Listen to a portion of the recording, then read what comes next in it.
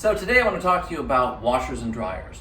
Super fun topic, but one of the biggest complaints we have is my dryer won't dry.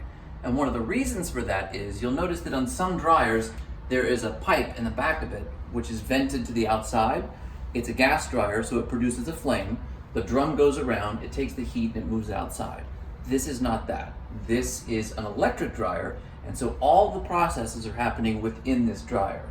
So when your clothes are wet and the water wants to drain, it currently goes through a water line or a drain line and it goes out the back. Or it collects in this drum. So one of the best things you need to do is to make sure that your filters are all clean. After every load,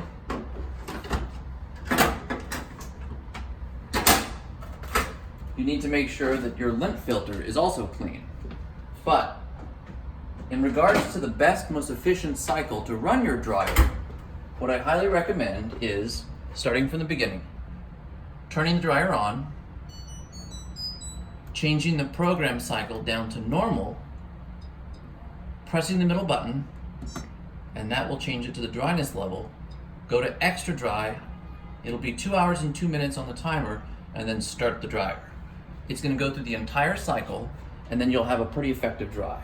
But one of the most important things is, when you fill your washing machine, you have to fill it to half level with dry clothes.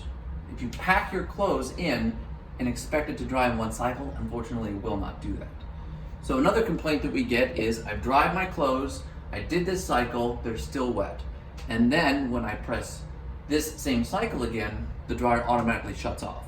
That's because there's a drying sensor inside the dryer, and if it detects one piece of dry clothes, it'll automatically shut off. How do you fix that? You go back to your program cycle, you change this to timed dry, you press the button, and you move it to whatever amount of time you want it to be.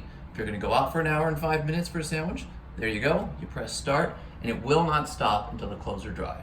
So again, start on the normal cycle, and then if it still needs to be dried, go to the timed dry, and that should solve your problem. If you have any questions, call the concierge or the management office and we'll be happy to help.